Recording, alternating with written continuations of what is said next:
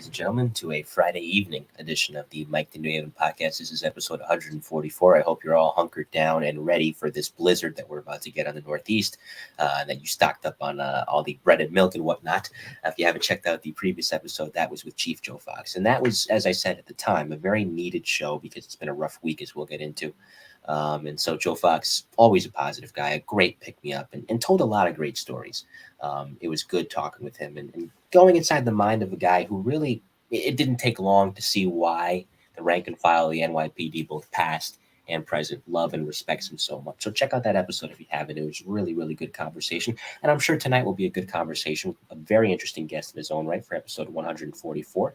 It's a unique path that he's led, musically inclined and originally with the desire to teach. His original goal was to go touring with Peter Frampton. The past changed along the way, and in 1983, instead, he went into the New York City Police Academy and subsequently became a New York City police officer, going on to serve 36 years with the department. 22 of those years were spent as the lieutenant in charge of the department's ceremonial unit, which has a big role in ceremonies ranging from the sweet and the fun to the somber, as we saw today. And as we'll discuss, he's currently active in the private sector after retiring in 2019. And that's Lieutenant Tony Giorgio, who joins us tonight here at the Mike the New Haven podcast. Tony, welcome. How are you? Good to have you. Thank you, Mike, and thank you for the invitation. And as you were mentioning, a difficult week for the NYPD, and especially today. And I wanted to start the show just by sending out my deepest condolences to the Rivera and the Mora family for two heroes that I'm sure we'll talk about more as the show progresses, but just a really sad day for the NYPD, and my deepest condolences.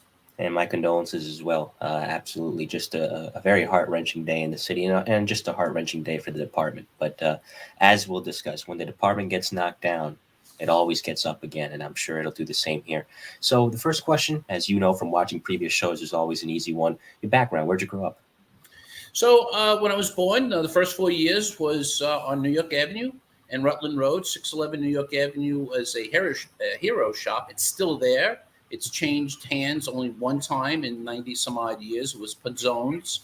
My family owned it, and my grandmother and grandfather worked in there, and we lived above the apartments. And early on, I remember there were no really doors on the apartments because everyone in one of those apartments on the top 3 floors was an aunt, an uncle, or a cousin. There you go. And that played a big part. Later on, I kept going back into Brooklyn. Grew up on Long Island for first in Baldwin, then Merrick. Went to Cedarview Post College. As you mentioned earlier, I was a music major there. And then on weekends, holidays, extended holidays, I would go back to Brooklyn and work in the hero shop. There you go. It's interesting because I think with all of us, whether or not we're musically inclined, so many of our earliest memories are tied to music. Like there are certain songs that bring you back to a certain time. Like me being Hispanic, Dominican, half Puerto Rican, we have bachata, salsa, merengue. And so a lot of the songs from the past will bring me back to being a little kid at my grandma's house and hearing those songs while she cooked. So for you, I'm sure same thing, music was playing in the house. Is that as far back as you can trace your love of music? Oh, yeah. I mean, Saturday morning, my mother was playing and my dad was playing LPs, the vinyls, Jackie Wilson, just all the R&B performers. They went up to the Apollo back then. They went to Broadway shows. It was just all over the house. My brother grew up as an artist, an actual painter, sculptor. And early on, I was picking up instruments. My mother graduated the Juilliard music program. She was a jazz guitar player. So there was a lot of connection with music. And throughout my life, music has been a really connecting line from one occupation to another. There's always music that I fall back on. And you wanted to teach it for a while, too. Tell us about that. Well, before I get to the teaching part, I'll tell you why I originally wanted to be a rock and roll drummer, right? My first instrument was clarinet, and I went to clarinet all the way up to about the 7th grade, which is the middle school. And I realized I was sitting in the first chair, and all the drummers had girlfriends. I'm sitting in a clarinet player, So that summer, I said, I'm going to practice drums. I worked on drums, rudiments, fill-ins, syncopation. And then when you come back in September, you put your name down of what you want to audition for. You want to audition for a chair, section head. And I wrote percussion, left it at that. Music teacher came out, saw the list, grabbed me and said, I think you put your name in the wrong column. I think you want to be in woodwinds with the clarinets. I said, no, I want to be a drummer.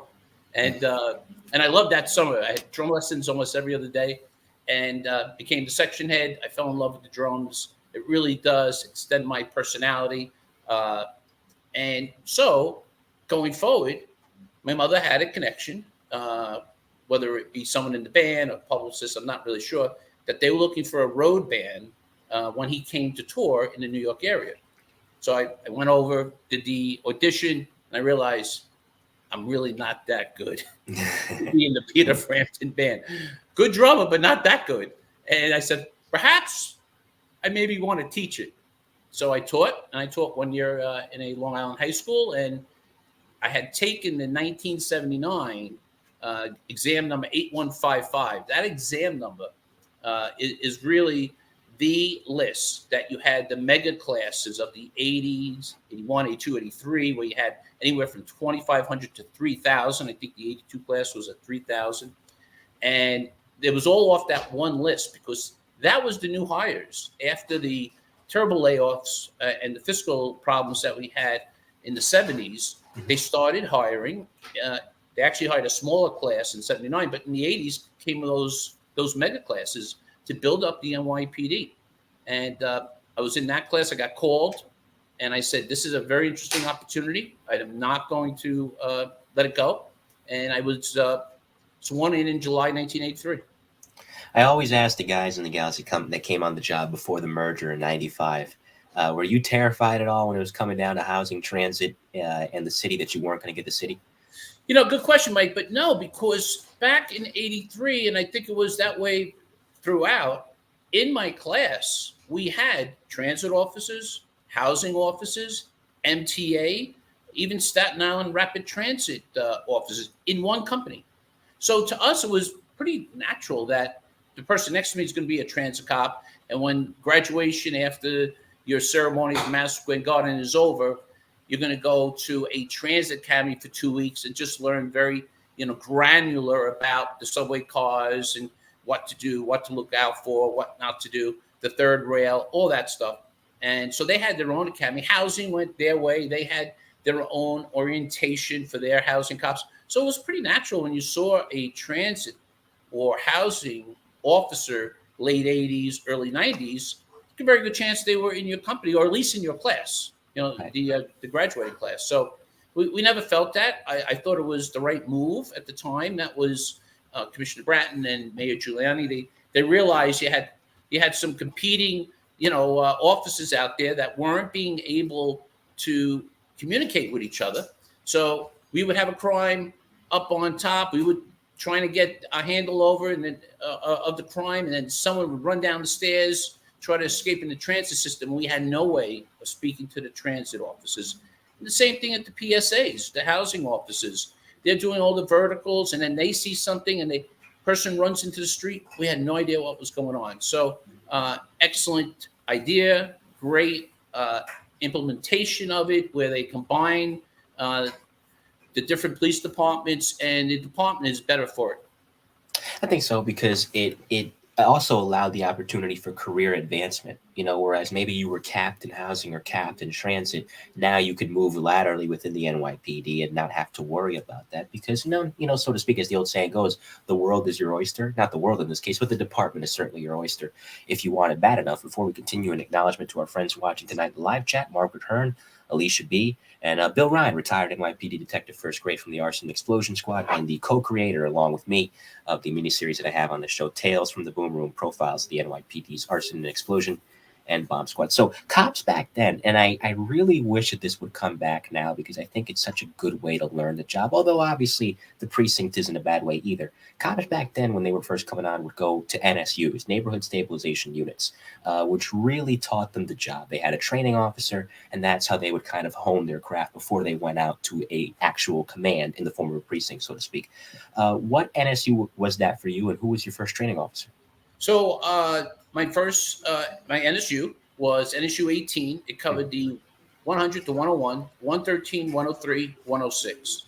And Detective Rogan was my FTO, my field training officer, and Detective Spencer. Both of them were phenomenal training officers. They used to throw the two rookies in the back. They would take the wheel. They would drive you into really some location that you can't even see a street sign. It says, right now, 1013, where are you? We're looking around, go, I don't know. Are we still in Queens? Like, we what? And he goes, know your situational awareness, know your surroundings, all those great lessons. These field training officers back in the 80s, who, again, we had those big classes going through, they really should get an acknowledgement because they trained us. They gave us great tactics. Get out of the car. How do you get out of the car? Do you look in the mirror? Do you look in the rearview mirror?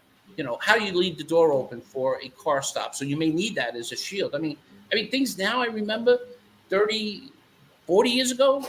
Now I'm thinking about it, 39, 40 years ago. It's just amazing what their training was. It was all street level training. It was fantastic. Looking back on those patrol years, the thing that's interesting that I would like to definitely ask you about is that you talk about situational awareness. You're coming into an environment that you're not familiar with because you're not from the area. And that's the case with most cops. Some cops, listen, or some firemen too, if they're starting out at a certain firehouse, they grew up there. So they kind of have at least that leg up, but that's not the case with most. In terms of acclimation, and getting to know the people within the community, the people that have the businesses, or just the people that work outside but live in that neighborhood and come home after a long day of work. What did that teach you about not just acclimation, but the ability to humble oneself and show them, hey, listen, I'm here to serve you?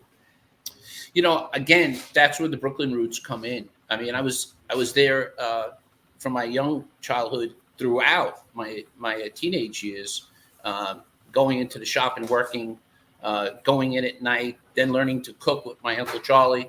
And I would marvel at these 7-1 precinct cops would come in the side door. He had a service door for deliveries, and they would come in the side door, and they would take off their reefer coat or their choker coat, and they would hang their belt out. And my uncle would say, all right, 3 Parmesans, 8-pound Parmesans. Tony, go in there, get some sodas, ginger ale, whatever it is that they were drinking, bring them in the back room. There was a table there. And I would just to hear the bantering and making fun. And then we'd leave. They would leave, and another sector car would come in. And I mean, to me, they looked like they were 10 foot tall. I mean, back then, as a kid, I was like, oh, and then I got to know them. And then, then they would throw me a single in my pocket. I mean, phenomenal guys, really phenomenal guys. And I say guys because it wasn't really until 1979 that they started hiring women, in the police department. In a large scale. There were women there that were police matrons, but really around 79, they started hiring women. Certainly in those mega classes of the 80s, they had a percentage of women in them. But it really did give me a sort of a basis. So when I was in my NSU, I knew how I wanted to act, how I didn't want to act, interact with the people. Those precincts that I mentioned, like the 106, it's really a border precinct like the 75 is with Brooklyn. So I knew the area. I was comfortable with it.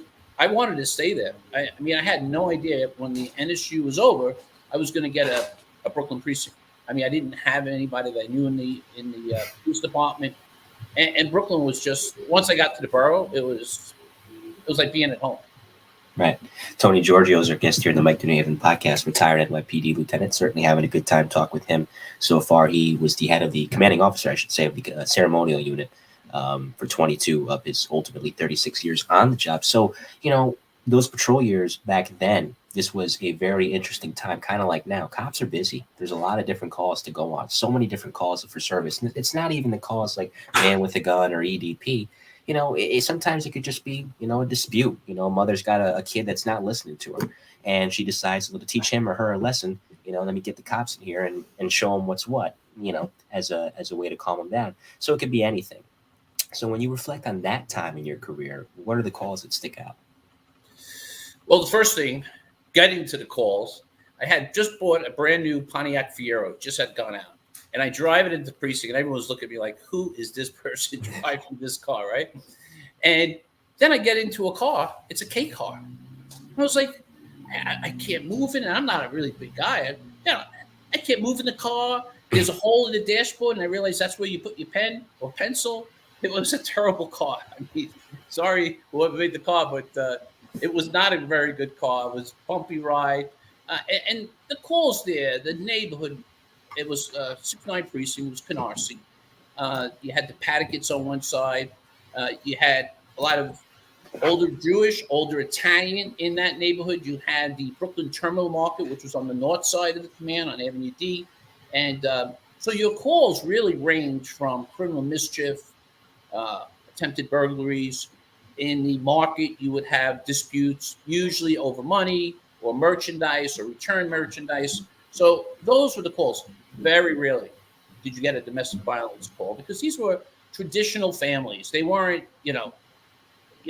people that are transient, moving in, moving out. They stayed for a couple of generations. So it was more of the mundane, again, criminal mischief, perhaps graffiti, vandalism, a car stolen, a lot of GLAs toward the latter part of that time there that was happening because of its proximity to the Belt Parkway. You can take a car, jump on the belt, and you're anywhere in 10 minutes. So those were the type of calls in that precinct. When you're young on the job, a lot of guys, they want that action, adrenaline pumping call, and the older guys in the precinct of the firehouse will tell them, well, listen, be careful what you wish for, because they've seen a thing or two by that point. Being young and obviously wanting to make an impact, was that you? Yes, because now you mentioned it, and my partner back then was John Monahan, and he was older. He had probably been in the 80 class, and here I am. I'm coming out in 83. But I partnered up with him, and first night, all the radio cars were taken. We took a marked van, and back then you worked a 9-squad chart, so you were days, 4 to 12 days, 4 to 12, midnight, then back to days. So you really got to see everyone in the command in a short period of time. So we're working at midnight, and we knew there was a problem with GLAs, especially near the park, near the entrance of the parkway. And we said, let's sit with the van and just watch the cars. Sure enough, car comes right by, goes right through the red light, no lights on, getting to the Belt Parkway. John, we got one. It immediately grabs the wheel and says, stop the car. I said, stop the car. What's the matter? It goes, we are not chasing that car in the Belt Parkway with this van. I said, okay. I learned really quick.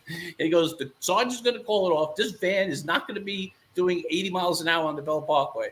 So very quickly, the veterans would say, we'll take a report, but we're not going to be able to catch it. Same thing with a motorcycle. It's going to be difficult catching someone on a motorcycle. But you learn back then, the veterans really, they teased you a lot, but they really gave you corporal knowledge, historical knowledge of the command, even sometimes, and this is before computers, that address. Let me tell you about that address. And they would give you 4 of the past calls on that address. So it really did mold you as a young rookie officer. And it's about safety too, because think about it. The people that are driving that are innocent on that parkway, they're in jeopardy. That motorcyclist has no protection of being inside a vehicle. He's in jeopardy. And right. Listen, you've seen many cops, I'm sure, sadly die in vehicle pursuits. You remember Nicholas Demutis in 1994, John Kelly in 2000. Sometimes things can go wrong. They're not doing the wrong thing, but you lose control of the car or a suspect rams you. Those are very, very dangerous things. And so, looking out in that moment, that's where the training and the instincts really kick in and become second nature. I knew Nicholas Demutis because that was one of my NSU precincts, 106, and it was in 106. And exactly what happened, he was actually heading into the precinct, and a car teed him because he had known that there was a stolen car. He was listening to a radio, put his car in harm's way, and the car did go right into him perpendicular, and a horrible, horrific accident. And again, another NYPD hero that is gone too early in his life and in his career. But the city owes a debt of gratitude to the Demutis family. You know what? That happened in January, too. January 25th of 94 is when that happened. Nicholas Demutis was his name, if you want to look him up, folks. Like Lieutenant Giorgio said, an NYPD hero for sure. So studying, making sergeant, making lieutenant, when early on, if at all, Did the idea of studying and moving up in the ranks appeal to you, or was that a happy accident? No, I was a section head in a band. Then I had my own band and a garage band, so to speak, right? And then I realized in the police department after a couple of years, well, the squad sergeant, he gets to mold these officers, and the platoon commander, he gets to run the shift, and the CO's a captain. And how you make that is by studying, and it's a civil service promotion. So I wanted to move up. I wanted to lead. It was just something I wanted to do. I had the opportunity because there was a shortage of law instructors in the police academy to go to the academy in 87 and 88, teach law, and then made sergeant and went over to the 20 precinct as a sergeant. So that move to the academy allowed you to be more around the academics, and the test basically is about the academics. So it certainly enhanced my opportunity to get promoted to sergeant. When you're in a detective bureau and you're a sergeant in the detective bureau, lieutenant, captain, whatever, or you're just simply a sergeant not in the bureau, detective bureau that is, and you're overseeing these officers, they're kind of like your children or your younger siblings because you look out for their safety, and it's important to formulate relationships with them. Listen, yeah, you got to tell them, hey, you're not doing this right and you got to improve on this, not in a mean way, but just trying to keep them on the up and up. And you give them an attaboy when they're doing good work, which is most of the time. So for you, that's in general, even if you're a people person, it's a delicate line to walk because you're learning about these people as you go. What was key in formulating good relationships with your cops? First, to be fair, every police officer and really any worker, right, with their manager, be fair. Treat everyone the same. If you're really hard on someone, be hard on everyone. If you're really lax, be lax. It is when you're playing favorites, that's what causes the friction with a group of people. So I try to be as fair as possible to everyone that was in my squad in the 20th precinct. And then later on, running a unit, I try to be fair and treat everyone the same way. That's what they're looking for first. The second is have a vision. A squad sergeant, I used to get them after roll call and say, tonight, this is what I'm looking for. And then give them something to work for. I would not do it. And I would get that, by the way, by looking at the pin maps that they had on the board in the muster room, the 20 precinct. Give them an idea. Hey, listen, there are a rash of criminal mischiefs, graffiti, vandalism. Let's pay attention to that tonight, just to give them something that we're all on the same page for, whether it be a night or 5 tours in a row. Let's work on that. But that was the point of becoming a sergeant and becoming a lieutenant, was so that you can lead and then you can share your vision. So the two things I think that are important in leadership is treat everyone fairly, but have a vision. Whether it's the correct vision or it's going to change, that's one thing, but just have a vision and then get the men and women to follow behind you. This is an underrated thing that I haven't really asked about, and I want to ask about it now, is that sometimes these tours are doubles. You guys are working long tours, and it's not like a firehouse where, at least, not that I'm knocking those guys, they deserve it, but, they at least have beds to be able to rest in between calls, and they can catch some shut-eye, and then if they got to go, at least, they've had a little bit of chance to rest properly. But that's not you guys. You guys are sleeping in chairs. You guys are trying to catch a little bit of shut-eye on desk. So for those really long tours, if you're doing like a 4 p.m. to a 2 a.m., or 2 p.m. the next day, how'd you, especially as a leader, sergeant, and later on lieutenant, what'd you do to help the guys and gals get through that, and yourself get through that? And good point, Mike, and thank you for knowing that. The first thing was go over to the administrative lieutenant and say, I really don't want the squad working a double. Why is so-and-so working a double? Oh, the borough is short, or, they would fly you over to another command if you had enough and they didn't have enough, and they would do a double. And so I actually went in there fighting for them not to do the double, unless the officer wanted to do the double, because one of those tours are on overtime usually. That could be it. But I tried not to. I tried to emphasize R&R is just as important as working. You have to have the two. And later on, if we get into 9/11, I'll explain how I try to mesh those. But it is so important to have your rest, so important to decompress as a police officer, and then be with your families, be with your friends, be with your significant other, be with your kids, because that's the other side of you. You're just not one-sided. You just can't be, I'm a robot, I'm going to be a police officer. That's not it. You have to be a family man. You have to be a friend. You want to hang out with the guys and watch a game on the weekend. Those are all important things to do to decompress you, because the job is a very stressful job. Of course, I'd be honest. You'll have a hard time with me, because if it's like 1 o'clock in the morning and we get a call and say I'm working under you in the precinct, Mike, shots fired, huh? Do we have to go? But then again, it is important, because balance in anything in life is key. If you don't have it, and this is something that, Joe Fox said, if you're not viewing yourself as a guy or a gal that happens to be a sergeant or lieutenant, and now you're a sergeant or lieutenant that happens to be a guy or a gal, you're not doing it right. And it's going to do you in, because dedication is good, but there's a line, because to give your heart and soul to something is admirable, but you don't want it to consume you to an unhealthy degree to where now you're a shell of yourself, or you're the worst version of yourself. Very true. When you're a newly promoted sergeant, you go to a command, and obviously you have zero seniority in that rank. You're like one day in that rank. So you're working at midnight. Pretty much everyone who comes off the sergeant's list is going to work at midnight. And I, again, tried to get the guys to, and the female officers, try to get them to emphasize one thing. We had paper capers in the 2-0 precinct, which was the Daily News, the New York Times, the New York Post. They would deliver the newspapers, and they would throw them on the top of the newsstands. And then you would have certain people in the neighborhood climb to the top, take the papers, clip the wire, or clip the twine that they were put together with, and then go down to the subway and sell them. And so they would get money, and they would sell them for the face value of the paper, or less, right? So we called them paper capers. So we would sit on newsstands, watch the news truck throw it on the top, then find the person. And of course, that person probably had a couple of bench warrants out for them. So that kept us going, right? Because we wanted to at least show that we're doing something at night, if there weren't calls, that we're trying to, to get the crime down, get the petty crimes down. And this is well before Commissioner Bratton came with the broken windows, which was, again, a phenomenal piece of policing, because it is very true. If you take care of the little things, they take care of the big things. And if you let the little things go, then the bigger things will happen. And I think we're back in that cycle where we're going to go and start looking at the little things again, take care of the bigger things.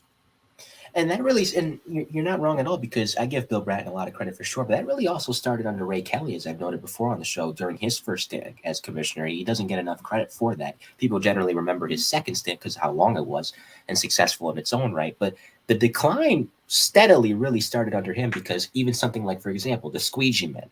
Anybody in New York that's living in New York now and doesn't recall that prior era would not know what I'm talking about when I say squeegee men, but you remember. And he made that go away. So that's a little example of just paying attention to quality of life.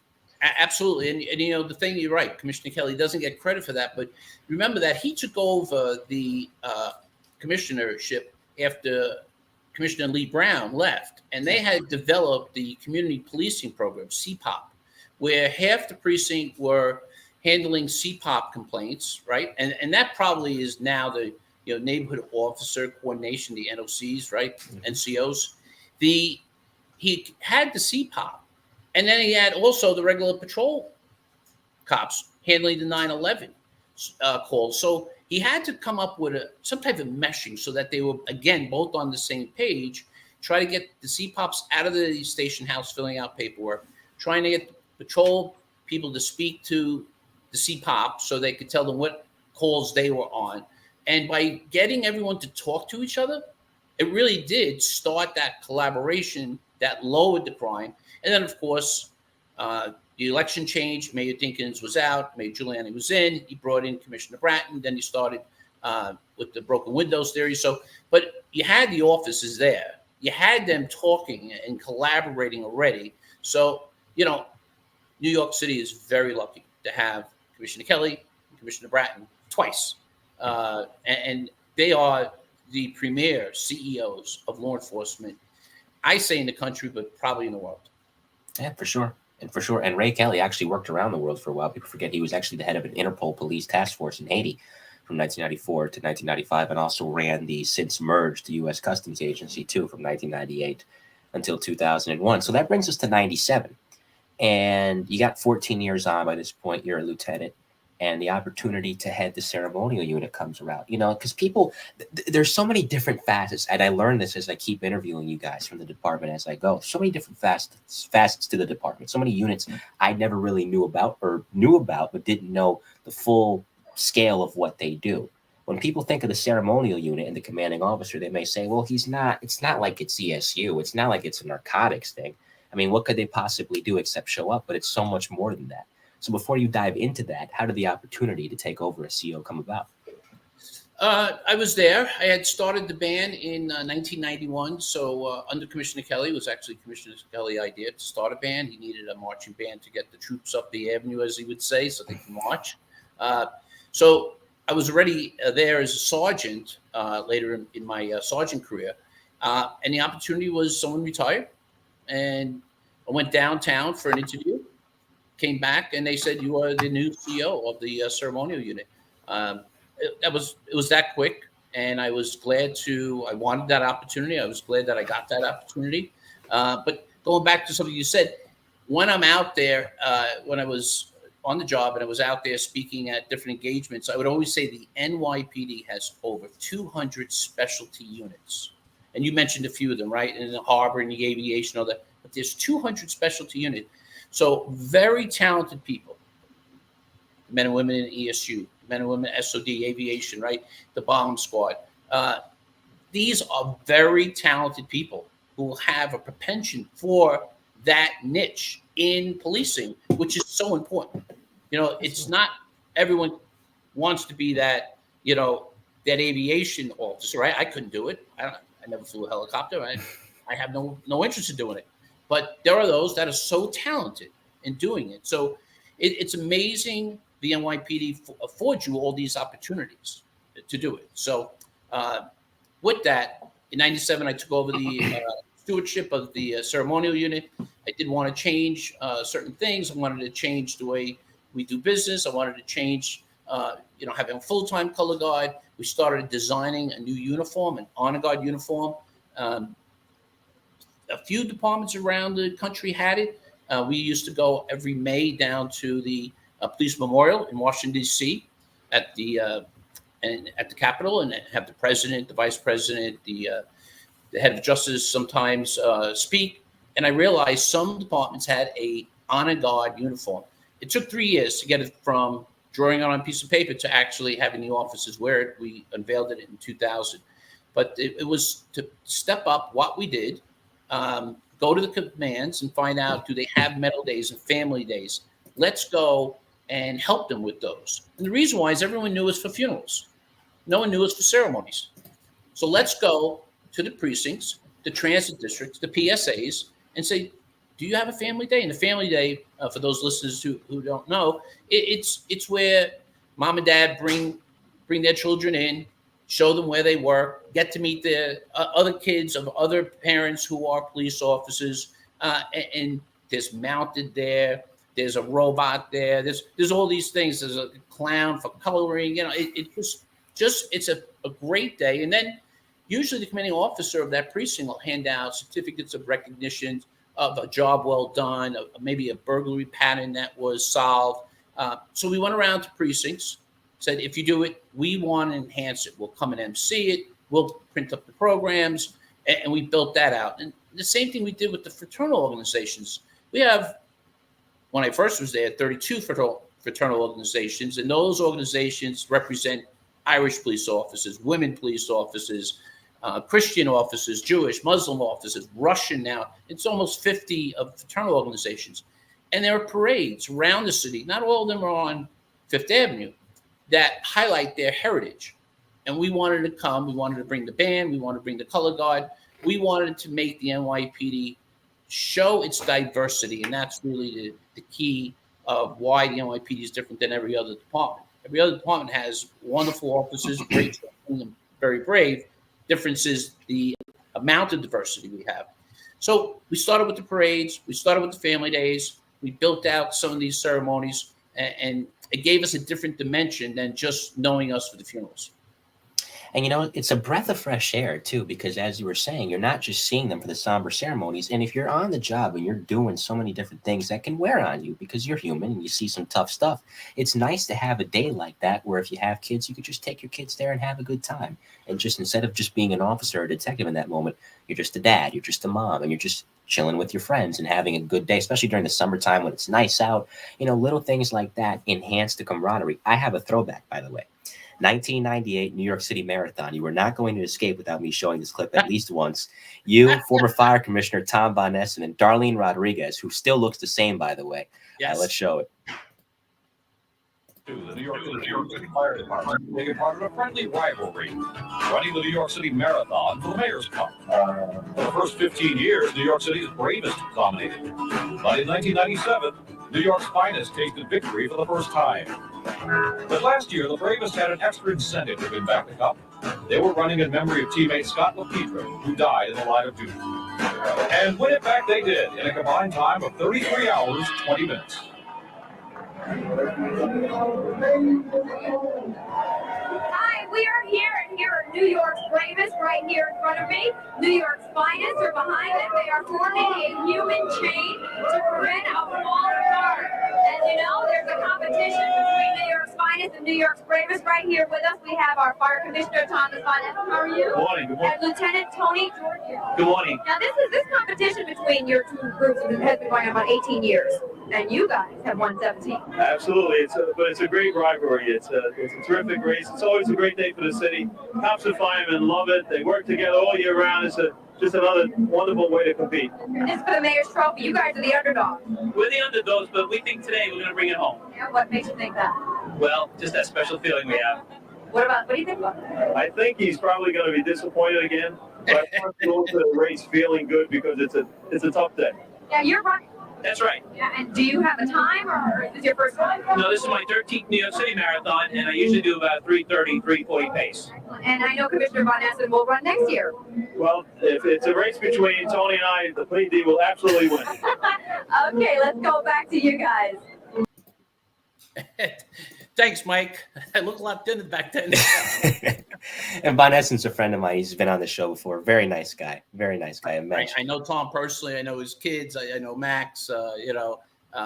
Great union leader. Then he was commissioner, and then he worked for OEM, and he worked also for Homeland Security for a while. So a really great person and great family. I don't think we won it in '98. We did win it twice. I ran the running club for 10 years. Did 20 New York City marathons, 6 Bostons, and a couple of New Jersey waterfront one, and I think there was a Long Island one that I ran. But listen, we kid around. It's a great day, but if you're really dragging in those years, that you would hit the wall around the 20, 21 mile mark. Right when you're either entering the Bronx or leaving the Bronx is where you would hit that. And multiple times I saw firemen and cops grab each other, like, come on, let's go. Come on, 6 more to go or 5 more to go, whatever it was. A great rivalry. Like I said, I think we won it twice while I was running the running club. And it's funny seeing Darlene there. I did show her that clip on Twitter. I tagged her in it, and she loved it. And I joke with her. I'm like, you're immune to aging. Whatever fountain of youth that you found, please pass it off to the rest of us, because, like I said earlier, she looks the exact same. Yes, she does. I don't know what genes that woman has, but I want some of them. So that brings us to 2001 and 23 cops dying on 9/11. The memorial services that were held afterward were kind of, I don't want to say strange, it's not the right word, but different. That's the better word, because when you were holding memorial services for some of them, particularly the ESU guys, you hadn't found them yet. They hadn't been recovered yet, which makes it more difficult because the family doesn't have that closure to bury the person. A lot of these guys wouldn't be found until the recovery efforts were almost done in the spring of 2002, months after the 11th itself. So when you're holding these services without the body, what went into that? Well, obviously a horrific day, right? Not only in the history of New York City, but in the history of our country. And very quickly, we had to realize the NYPD, FDNY, PAPD, we're in it together. We had to come up with first the dignified transfers when we did find a brother officer a sister officer, a brother fireman, a sister firefighter. We had to come up with some type of system of what we would do, what chaplains would give a prayer, the flag over the body, or if it's even less than a full body, and then dignified transfer to the morgue, then the morgue to the funeral home. So those things we sat down, representatives from all the departments came out with that. And now we're dealing with 23 heroes from the NYPD, and the fire department had 343, and Port Authority, I believe, had 37. Yeah. Court officers had 3. And court officers and a federal officer. Yeah. And we had to figure out, how do we do funerals without the officer actually there? We came up with the memorial table, a picture of the officer, maybe something very unique to that officer. Maybe that officer played lacrosse, so you have the lacrosse stick. Family members carrying the hat, something, because we didn't have anything at that time. And it wasn't for months before we had it. And we had to do what do cops do, right? The crisis managers. We need something. Let's get our heads together. We're going to come up with a memorial table. We're going to put these items on it. We're going to let the family also have a say of what's on that table, how it gets on the table, how it gets off the table. Talk to the clergy, whether it be Jewish, Muslim, Christian. This is what we're thinking. Is this in line of your protocols? We don't want to overstep our bound. So it was really a very unique period in time, because we were in the unknown. We didn't know at the time how many we were going to do. We didn't know how many that we were going to help out Port Authority or the fire department with their funerals, and vice versa with escorts. So it was, like I said, it was everyone put on your crisis manager hat, and let's come up with a plan. And the federal officer that Lieutenant Giorgio is referring to is Lenny Hatton. There was 2, Lenny Hatton from the FBI and Craig Miller from the Secret Service. Mm-hmm. And Craig's story is particularly heroic because Craig was just there on the detail. I think he lived down in Washington. He was just down there staying at the Marriott that was between the towers. And being a Secret Service agent, what did he do? Did he cut and run? No, he went to help. He was a medic too, I believe, in the military, which that background only incentivized him further to help. And he was killed in one of the collapses. And I don't think he was recovered until 2004, or identified at least until 2004. So a lot of these, in some of these cases, I know one of them I'll mention, John Delara. Sometimes there were 2 services, because John, from what I read about him, he had the memorial service without the body in November, but then they found him in April, and then he had a funeral in June with the actual body. So in those cases where now you have to do the service again, if the family wants to, again, you talked about it being a very unique time. What went into doing a secondary service?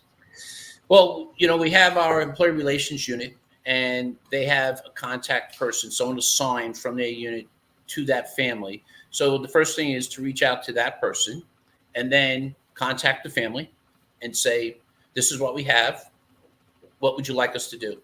I mean, we put it in a little better frame than I'm giving it to you now, but we just wanted to understand their wishes. And most families said, yes, let's go ahead and do another funeral or do something. They wanted to do something. Right. Makes sense.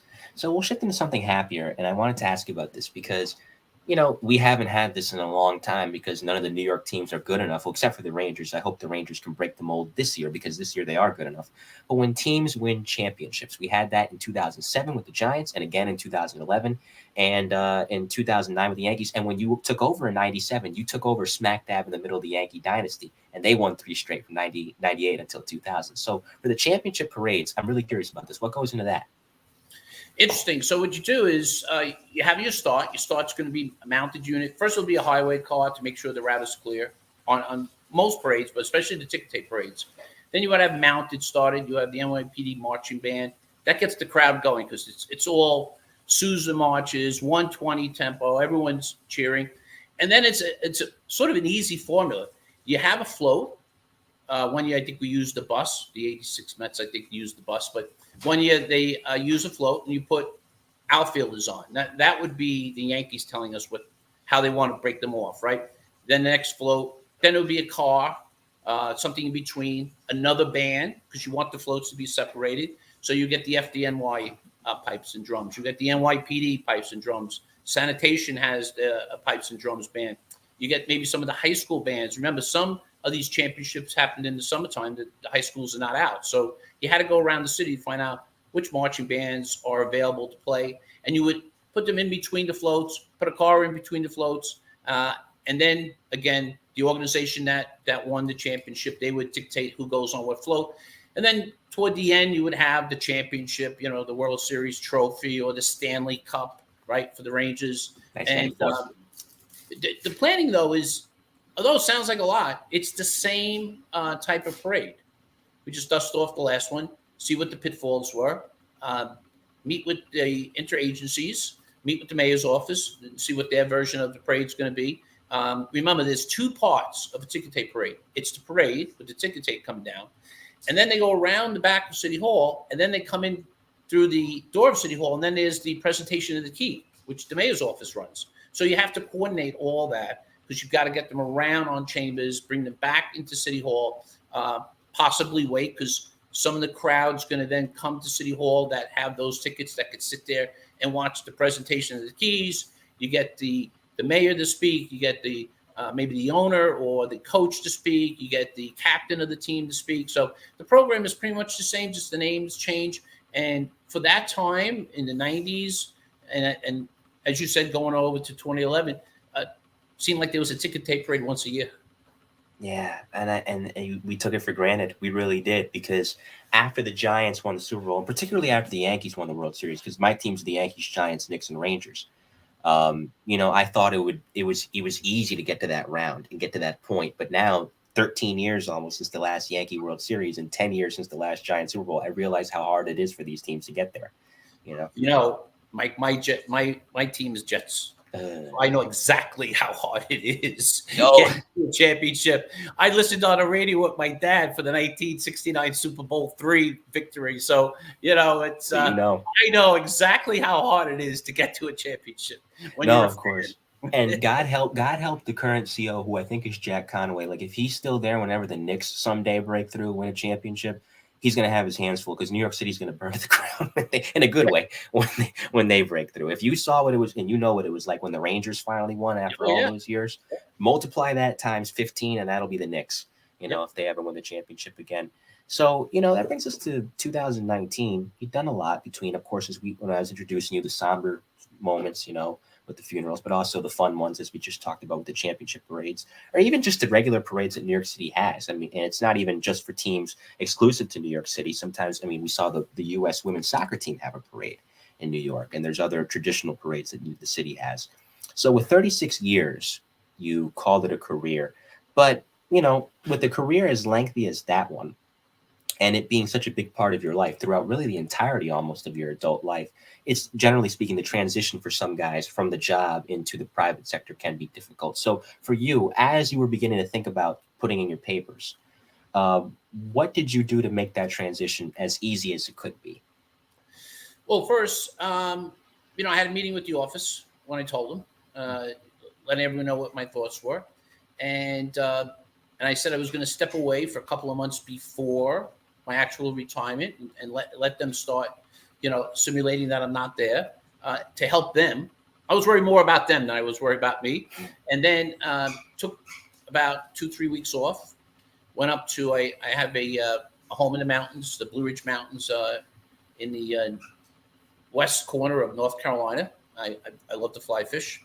I shut my phone off, which was the first time in 39 years I shut my phone off. Went out to the brook right behind the house and did some fly fishing. And I reflected a lot. I reflected on the people I met. I reflected on the officers I met. I said this before in the podcast. I'll say it again. Probably the most talented, most intellectual men and women I've ever met were in the New York City Police Department, regardless of their education. We had a valedictorian, a female police officer, who came out of Harvard and just wanted to be a police officer. I mean, you can look that up. And that's what she wanted to be. She just wanted to be a police officer. And okay, she got 100 on everything. That was great. But I'm just saying, it is not a job. I am my last book I read was The Profession by Commissioner Bill Bradley. Bradley. And said, boy, he really nailed it with the title. It's a profession. We have so many officers that have EDs and PhDs and masters, several different degrees. It really is a profession. It is a calling. You just don't wake up one day and say, I want to be a police officer. If you heard some of the eulogies today for Detective Jason Rivera. He was posthumously promoted. They said from early on he wanted to be a police officer. He knew at 4 years old he wanted to be a police officer. I mean, those are the people you met. It's a lifelong ambition. It's a dream. It's, it's not, I'm here for the paycheck. So with all that, I reflected a lot, and I liked the challenge of moving into the private sector. I thought this would be the right time. I'm at the right age to do that. And I still have, the NYPD is the people that you've met along the way. It's not the building. The building's going to be there forever. The NYPD is the people, and it's the interrelationships that you have with these people you'll have for the rest of your life. Those close-knit officers that I worked with, and some were chiefs, and some were police officers, and it ranged in between, I'm still friends with. I play golf with. I go on trips with. They don't change. We get a lot of laughs. We still poke fun of each other. Yep. But that is the NYPD. It's those relationships.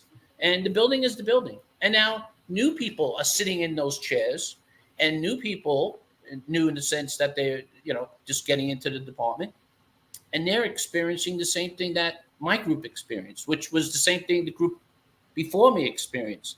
That's what makes the NYPD so special.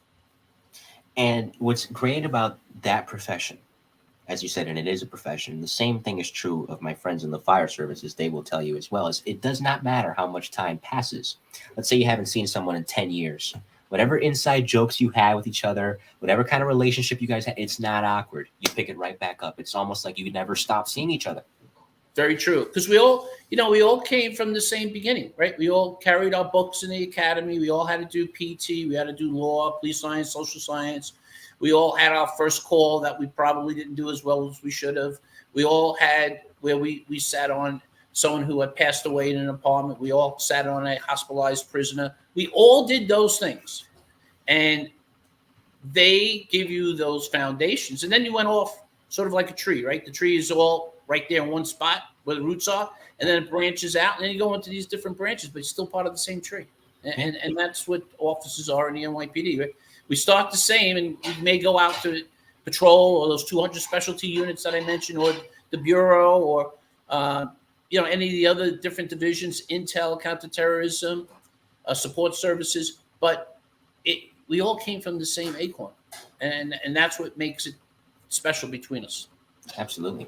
Well, this has been a fun hour, and it's been a good show. And I always have a segment I wrap up with. It's called Rapid Fire. 5 hit-and-run questions from me, 5 answers from you. Are you ready? All right, I'm ready. And you can say pass if you'd like first, because you got the chance to see a lot of New York City, especially the ceremonial unit. Favorite neighborhood, if any, that you have in the city? Okay, Brooklyn. There you go. Yeah, no problem with that. Second, favorite squad room snack? Squad room snack? Yeah. Peanuts. Yeah, that's a common one. Third, and if this is not PG or G, you can pass.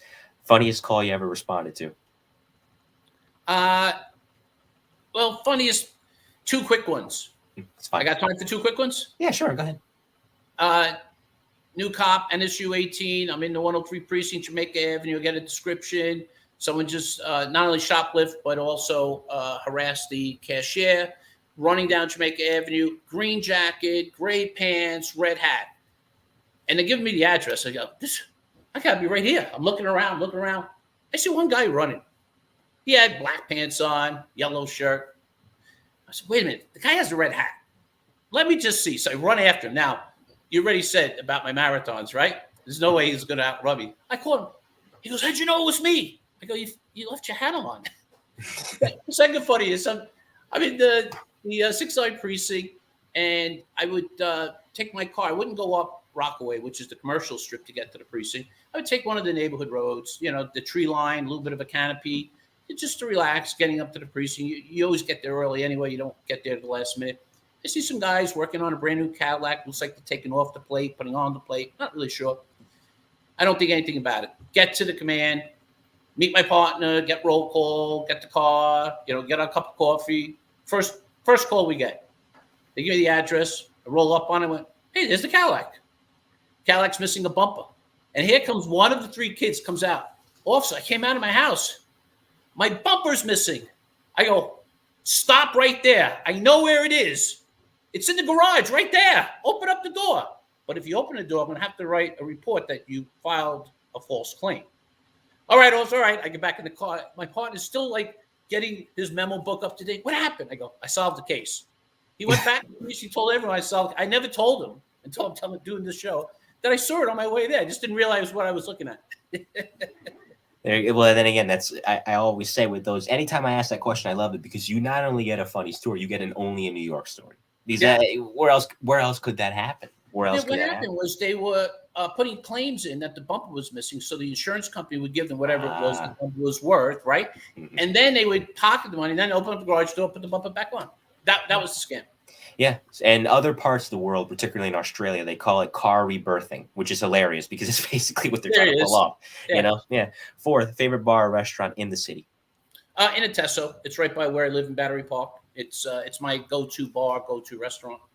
Another one I'm going to have to write down up here to try to check out. Little West Street, right across from it was the Ritz-Carlton. It's now called the Wagner. Excellent pizza. It's probably one of the best pizzerias, but we'll have an argument about that. Hey, I'll take your word for it. 5th and finally, if you could be, you saw a lot of graduation ceremonies. Obviously, you were part of one when you came on the job. If you could grab one of those new guys or gals that just came on the job, given all the experiences you had in 36 years, what would you tell them? Enjoy it. It goes quick. I cannot believe one day I woke up and said, is it really 36 years? Enjoy it. There are tough days. Today is a tough day for the New York City Police Department and those officers, everyone, even retired officers, you feel it. So enjoy it, and also make sure, as we said earlier on, make sure you have a defined R&R, that you're not bringing a job at home. You're not bringing home to the job, that you have a very well-defined, this is what I'm doing at work, and this is what I'm going to do with my friends, my families, my loved ones. Well, there you go. And I thank you very much. Don't sign off yet. We'll say our goodbyes off the air. But it's been a great show with you. If there's any shout-outs you want to give to anyone or anything, fire away. My son and daughter, Chris and Jillian, I invited them. Not sure if they're here, but hope they do. Everyone in Ceremonial Unit, the pallbearers, the color guards, please, I miss you, and you did a phenomenal job. 2 people in particular, Detective William McDonald, Detective Amy Pape, they helped me with the band and then took over the band, and still friends today. They're probably making fun of me right now. My shout out, as always, to those of you that tuned in. Of course, I'm going to go through the chat and say hello to everyone here that I can see. Margaret Hearn, of course, Bill Ryan, Detective First Grade, Michael Prati, or Prate, I'm not sure how to pronounce your last name, retired NYPD officer who did most of his time in the 790. Sends his regards. Raquel Pranzo, wife of retired NYPD Lieutenant Peter Pranzo. Joe Reek, retired NYPD inspector. Of course, there's Alicia B here as well. Angela Ang, retired out of the 13th precinct. She did most of her career there in Manhattan. So coming up on the Mike to New Haven podcast, we have a very, very, very busy week ahead. And did I say very? We're doing 4 shows. As you heard, Phil Grimaldi, retired detective out of Brooklyn, will be here to recount an interesting car chase he was on very early on in his career. We have a new miniseries, Life on the NYPD's Hostage Negotiation Team, Volume 1 with Jack Cambria. And we have Joe Borelli coming up, former chief of detectives on Tuesday, of course, February 1st. He was one of the guys in the Son of Sam case. And February 4th, we're going to get back to the sports team. As you guys heard earlier, I'm a big Knicks fan. Chris Childs, who helped the Knicks get to the finals in 1999 as the point guard, he'll be here. So that should be a very interesting show. In the meantime, on behalf of retired NYPD Lieutenant Tony Giorgio, I'm Mike Colón, and we will see you next time. Take care, everybody. Stay safe. And, well, listen, with the snow, God bless. You have your hands full.